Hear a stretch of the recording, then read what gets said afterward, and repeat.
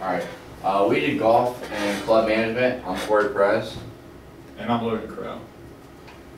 The history is 30 million Americans have played golf on nearly 16,000 courses over the last decade. The American social elites brought the game over from Scotland in the late 1800s. At first, golf was not popular in country clubs, but in the 19th century, it started to become very popular. And then the country club originated about 120 years ago and was influenced by Americans who were the Protestant and British ancestry. And American country clubs got their start from the upper class who resided in the country homes because they had such wide open spaces in their backyards that they just decided to go out there, hit a ball, and then decided to make it into a sport. The game of golf originated from Scottish players and founders at the Royal Adjacent Golf Club of St Andrews, Scotland, which is the home of the British Open, which is also just the Open Championship. It's home there every couple of years. The game was first introduced in the U.S. in Yonkers, New York, with just a small 3-hole golf course, and they named it after St Andrews. And in 1985, the U.S. Golf Association, also or better known as the USGA, was formed and transformed the game of golf into a competitive sport. And later was made into the Club Manager Association of America and is now the Professional Golfers Association, better known as the PGA. And then, founded in 1882, the Country Club of Brookline in Boston is the first U.S. country club. And with that, people started, it wasn't really like sportsmanship like with it, like people would cheat somehow, but like with the club being made, people were watching out for other players and they had officials, so sportsmanship really became a big concept that was brought about. And then the construction of Augusta National Golf Course in Georgia was started in 1932, and that's the home of the Masters, which is held every April. The industry format, there's both public and private golf course. The public, some of the golfers are members, but the general public are the main participants. I have been a member of a public course before. It's just nice to be a member because it'll save you money. You don't have to pay for every round, you just pay at the beginning of the year.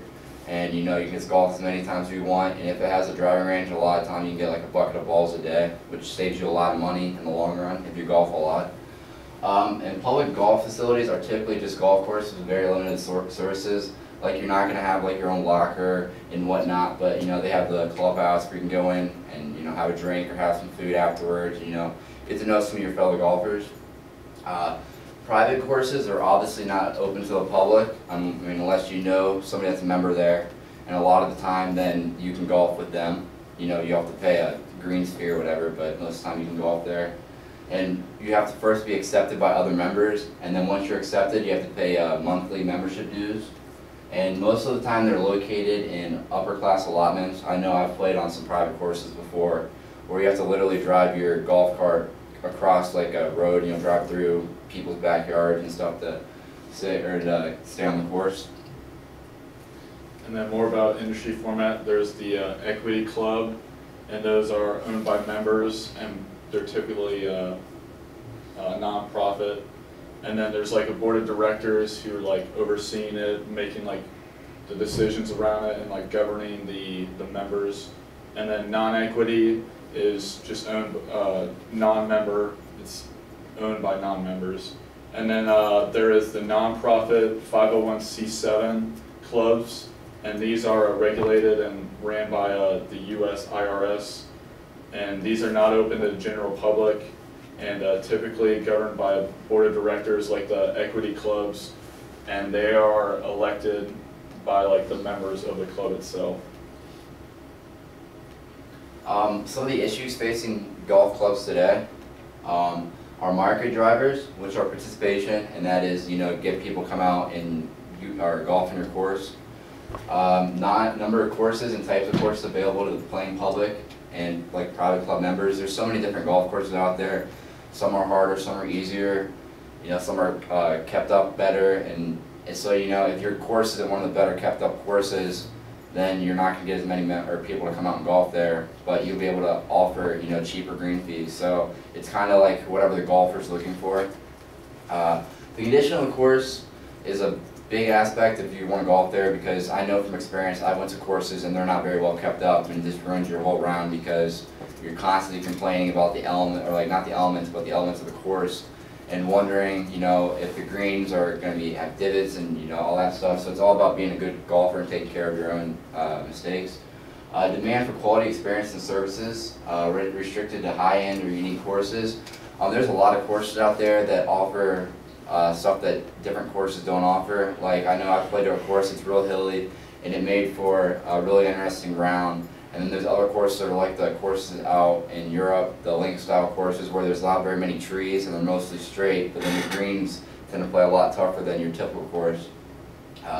Price to play around, you know, the nicer the course, the better what kept up the course is, then you're gonna have to pay more most of the time. Whereas, you know, your average courses, you're gonna be able to play for cheaper, but you're not gonna get the same experience.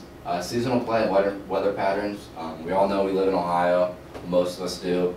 And seasonal play, like we know the weather's not always going to be nice, so you can't play, you know, in middle of the winter and expect to go out there and play with no snow.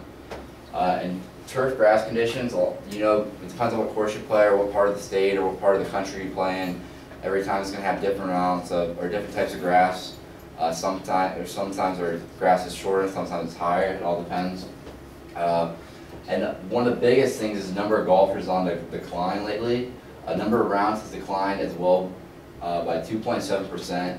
This is probably because of the way the economy is right now, that things are bad for everybody, and golf's kind of that, just kind of an extra thing you do in your life. It's not necessarily something you need to do, so you just go out to do it when you have the money for it. But the industry reports that projects the number of facilities to increase to about 12,400 by 2015, with annual revenues of $23.51 billion. This would be great. This would mean that they expect the economy to turn around in the next couple of years, which would be great because it helped multiple industries, not just the golf industry. And then we have career implications. As a business major, I would not really I would be interested in like running golf course, being like a manager there, but it's not like one of the dream jobs that I would have, but if given an opportunity I would. And like really the only affiliation I've had playing is just like playing a couple rounds with family and friends, but it really gave me a better detail on like the history after reading this chapter. I myself actually played 2 years of high school golf, and I still like to go out and play golf as much as possible.